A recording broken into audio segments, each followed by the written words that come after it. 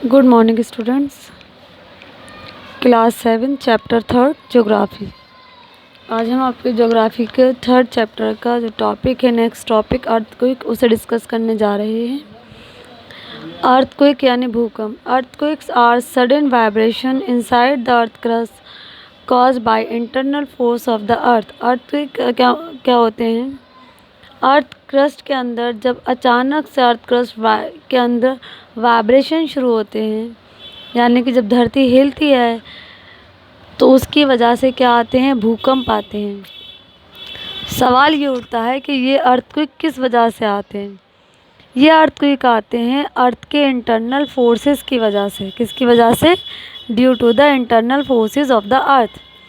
They may also occur at the time of the volcanic eruption. इसके अलावा volcanic eruption यानी कि ज्वालामुखी वगैरह जब पड़ते हैं तो उस वक्त भी अर्थक्वेक अक्सर अर्थक्वेक उस वक्त भी आते हैं। The point where the earthquake originate inside the earth is called the focus. देखिए, अर्थ के अंदर वो जगह जहाँ पर अर्थक्वेक ओरिजिनेट होता है, यानी कि जहाँ से अर्थक्वेक की शुरुआत होती है, उस पॉइंट को कहते हैं फोकस। क्या कहते हैं बेटा? That point is known as the focus.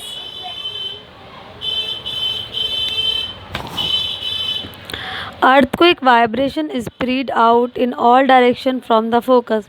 और जो अर्थक्वेक के वाइब्रेशंस होते हैं वो उस फोकस पॉइंट से चारों तरफ फैल जाते हैं, हर एक डायरेक्शन में, यानी सभी डायरेक्शंस में फैल जाते हैं।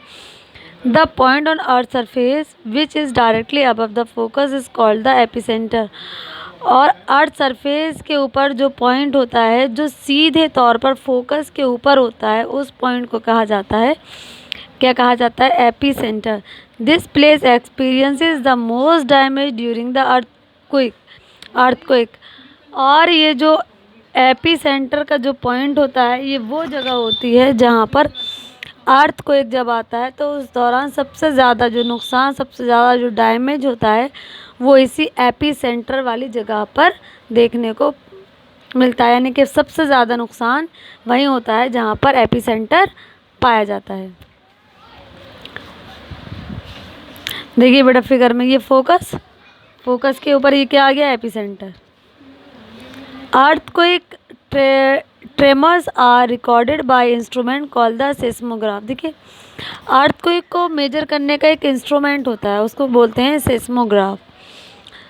द मैग्नीट्यूड और intensity of an earthquake is measure by the Richard scale. अब अर्थक्वेक किस इंटेंसिटी से आया था, क्या उसकी मैग्नीट्यूड था, ये हमें अगर पता करना है तो इसके लिए इस्तेमाल किया जाता है Richard scale. The number on this scale range from 0 to 9। इस स्केल पर जो नंबर दे रखे होते हैं वो 0 से 9 तक दे रखे होते हैं। Earthquake of magnitude 7 and above are very destructive and cause heavy damage to life and property. अगर अर्थक्वेक का इंटेंसिटी या मैग्नीट्यूड 7 या उससे ज़्यादा होता है तो ये अर्थक्वेक बहुत ज़्यादा ख़तरनाक साबित होता है, जिसकी वजह से बहुत ज़्यादा डिस्ट्रक्शन, तबाही मचाता है ये। और इस तबाही की वजह से ज़िंदगी और प्रॉपर्टी का, लाइफ और प्रॉपर्टी का काफ़ी ज़्यादा नुकसान होता है। Most of the world earthquake occur in the belt of young fold mountains. दुनिया में ज़्यादातर जो अर्थक्वेक्स हैं वो कहाँ पर आते हैं? यंग फोल्ड माउंटेन के बेल्ट्स में।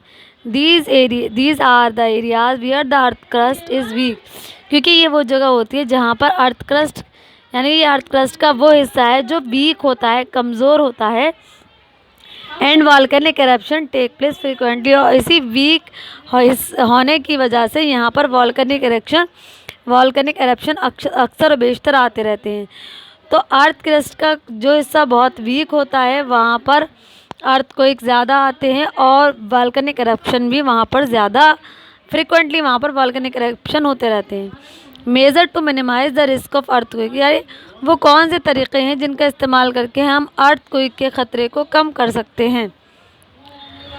इन high risk areas construct earthquake resistant building and strengthen the existing ones. देखिए, जो हाई रिस्क की एरियाज़, यानी कि जहाँ पर अर्थक्वेक आने का ज़्यादा ख़तरा होता है, तो ऐसी जगहों पर जो भी बिल्डिंग्स वगैरह बनाए जाएं वो कैसी होनी चाहिए, अर्थक्वेक रेजिस्टेंट, यानी कि अर्थक्वेक का उन पर कोई असर ना हो, and strength the existing one, और काफ़ी मजबूत वगैरह वो बिल्डिंग्स होनी चाहिए। When an earthquake strike it in if indoor move under doorways और heavy furniture and stay away from windows. मान लीजिए अगर अर्थक्वेक आता है और आप अपने घर के अंदर हो, तो आपको चाहिए कि आप डोरवेज या फिर किसी हैवी फर्नीचर यानी कि टेबल वगैरह है, ऐसी चीज़ों के नीचे अपने सर वगैरह को कर लीजिए और विंडोज़ या दरवाजे वगैरह से दूर हो जाइए। अपने आप को हैवी फर्नीचर में के नीचे छुपा लेना, टेबल या ऐसी बेड वगैरह के नीचे, वजह ये है ताकि इंसान खुद को बचा सके। एंड मिरर इफ़ आउटडोर, यानी कि शीशे हैं, दरवाजे हैं, इनसे दूर रहना है, क्योंकि शीशे दरवाज़ों के पास अगर आप रहते हैं तो क्या होगा, अगर ये टूटेंगे तो टूट कर जब आपको गिरेंगे तो उससे आपका बहुत ज़्यादा नुकसान हो सकता है, यहाँ तक कि मौत भी वाक़ हो सकती है। इसीलिए जब कभी अर्थक्वेक आता है तो यही मशवरा दिया और यही जो हमारे एक्सपर्ट्स हैं वो यही कहते हैं हमेशा, जो मौसम विभाग के एक्सपर्ट हैं, कि अर्थक्वेक आने की कंडीशन में क्या करना चाहिए, आप खुले मैदानों में आ जाइए जहाँ आसपास किसी तरह के पोल या ऊंची ऊंची बिल्डिंग्स ना हो, क्योंकि इस तरह से हम जानी माली नुकसान को जानी नुकसान को तो एटलीस्ट बचा सकते हैं। If outdoor move away from building trees and electric. इसके अलावा अगर आप बाहर हैं तो आपको क्या चाहिए, आप बिल्डिंग्स, पेड़ पौधे या इलेक्ट्रिक पोल वगैरह से दूर रहें, उनसे दूर हो जाएं अगर आपको खुद को बचाना है। Mock drill should be conducted in educational institute and residential complex to spread earthquake preparedness. इसके अलावा मॉक ड्रिल्स आपको इस तरह के प्रोग्राम वगैरह एजुकेशनल इंस्टीट्यूशंस में या जो रेजिडेंशियल कॉम्प्लेक्स यानी कि जो सोसाइटीज़ वगैरह होती हैं वहाँ पर एक तरह से अर्थक्वेक को लेकर जागरूकता के प्रोग्राम्स करने चाहिए, ताकि लोगों को ये बताया जा सके, लोगों को जागरूक किया जा सके कि अर्थक्वेक आता है तो उन्हें इस कंडीशन में अपने आप को या अपने पड़ोसियों को, अपने रिश्तेदारों को, बच्चों को किस तरह से उन्हें खुद को बचाना है। तो इसके लिए ज़रूरी है स्कूल्स में, एजुकेशनल इंस्टीट्यूशंस में या रेजिडेंशियल कॉम्प्लेक्स यानी सोसाइटीज़ वगैरह में अर्थक्वेक को लेकर जागरूकता के या जागरूक लोगों को अवेयर करने के लिए अवेयरनेस कैंप और प्रोग्राम करने चाहिए। नेक्स्ट टॉपिक है हमारा ग्रेडेशन। सबसे पहले हम आपको बता दें दो टर्म्स होती हैं, एक होती है डेग्रेडेशन और एक वर्ड होता है एग्रेडेशन, वो आगे पढ़ाएंगे आपको, ठीक है, याद रखिएगा। The forces of nature act upon the major landform continuously modify them.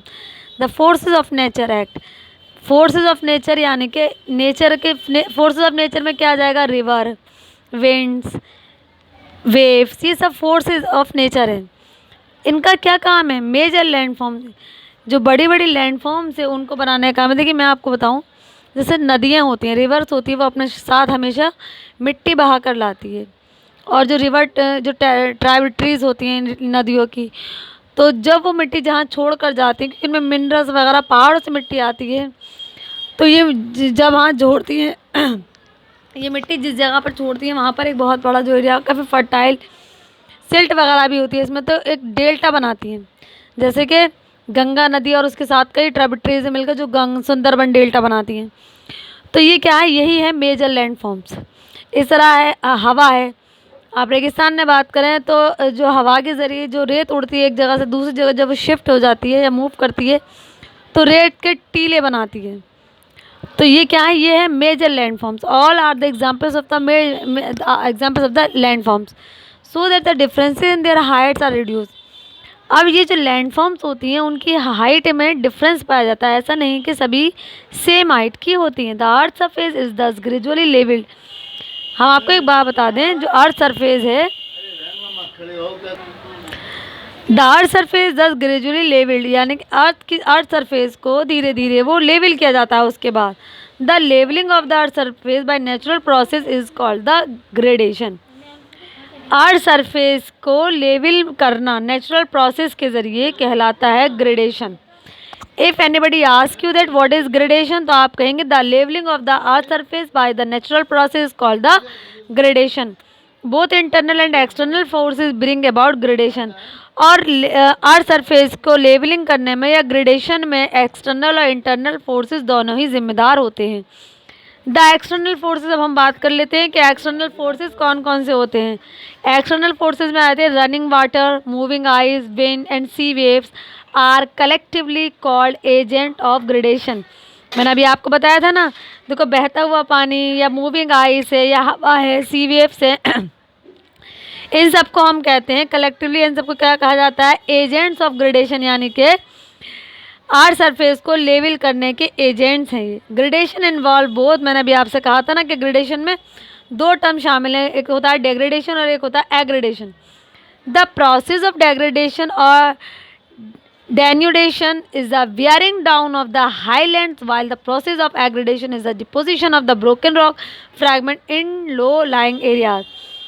तो प्रोसेस ऑफ डेग्रेडेशन, डेग्रेडेशन का जो तरीका है उस डेग्रेडेशन को हम डेनुडेशन भी कहते हैं। ये क्या है, इस वेयरिंग डाउन ऑफ हाईलैंड्स, जो हाईलैंड्स हैं वो इसमें इस तरीके से क्या होते हैं, डाउन हो जाते हैं। While the process of aggradation, जबकि अगर हम एग्रेडेशन की बात करते हैं, डेग्रेडेशन में चीज़ें घटती हैं और एग्रेडेशन में चीज़ें क्या हो रही हैं, वहाँ पर डिपोजिशन हो रहा है, यानी कि जो टूटे हुए रॉक्स के टुकड़े हैं वो डिपॉजिट हो रहे हैं, रॉक फ्रैगमेंट, ठीक है, पीसेस, फ्रैगमेंट यानी पीसेस, इन लो लाइंग एरियाज़। कहाँ पर, लो लाइंग यानी कि वो एरियाज़ जहाँ पर गड्ढे हैं, जहाँ पर लेवलिंग नहीं है, तो वहाँ पर रॉक के टुकड़े आते हैं जिससे वो हिस्सा लेवल में आ जाता है। तो एक जगह ऐड हो रहे हैं और एक जगह चीज़ें घट रही हैं, तो डेग्रेडेशन में घटेंगे, एग्रेडेशन में ऐड हो जाएंगी। Degradation can be of two type, degradation दो तरह का होता है बेटा, आपको बता दें, weathering and erosion. The process of breaking down और डिकम्पोजिशन ऑफ रॉक, रॉक के टूटने का या डिकम्पोज होने का जो तरीका है, in situ, in their place of origin, यानी कि जहाँ से वो उनका ओरिजिन हुआ है, ये तरीका कहलाता है वेदरिंग। वेदरिंग किसे कहते हैं कि प्रोसेस ऑफ ब्रेकिंग डाउन और decomposition of rock in their place of origin is called the weathering, and the process of weathering down of rock by the agent of gradation. और जो weathering का जो process होता है rock के, जो down of rock, जो rock को मतलब चट्टानें होती हैं वो क्या होती है, वहाँ से घट रही हैं by the agent of gradation. तो ये किस एजेंट की वजह से होता है, यहाँ पे कौन से एजेंट काम करते हैं, यहाँ पर एजेंट काम करते हैं ग्रेडेशन के।